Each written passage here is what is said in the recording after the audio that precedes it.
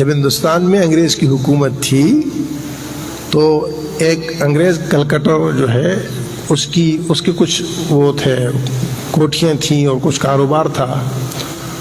تو اس کا ایک نوکر اس کے پاس آیا اور اس سے کہا کہ ہمارے جو محلے میں آگ لگ گئی ہے تو وہ آگ گھر کی طرف بھی آ سکتی ہے، ہمارے گھروں کی طرف بھی آ سکتی ہے، آپ کو اطلاع کرنے آیا ہوں. تو وہ کچھ لکھ رہا تھا، اس نے توجہ ہی نہیں دی. نوکر کھڑا رہا کہ کچھ کہے گا، کچھ نہیں کہا. تو چلا گیا، دوڑا گیا، پھر دیکھا آگ واگ کو، پھر پریشان ہو کے آیا کہ بعد میں کہے گا مجھے بتایا نہیں. دوبارہ آ کر پھر اس کو کہا کہ وہ آگ قریب آ رہی ہے ہمارے گھروں کے، میں آپ کو اطلاع کر رہا ہوں. اس نے نہیں کہا، اپنا لکھتا رہا. وہ پھر گیا، دیکھا تو آگ اور تیز ہو گئی اور قریب آ رہی. تو وہ دوڑا پھر آیا، اس کو کہا پھر کہو گے مجھے بتایا نہیں، وہ آگ بالکل گھر کے قریب تر آ رہی ہے تو میں آپ کو اطلاع کرنے آیا ہوں. تو اس نے وہ قلم یوں رکھا اور اس کو کہا کہ تم پریشان نہیں ہو، تم جاؤ، یہ آگ میرے گھروں کو کچھ نہیں کہے گی، میرے گھروں کو کچھ نہیں کہے گی.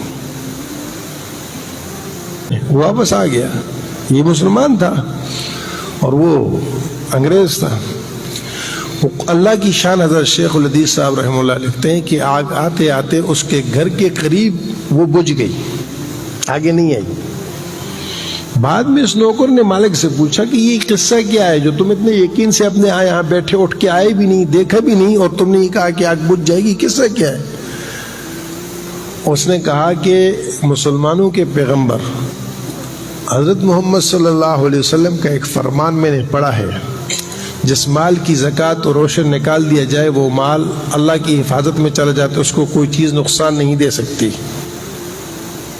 اور میں پابندی سے یہ دونوں کام، زکوٰۃ بھی نکالتا ہوں اور عشر بھی نکالتا ہوں.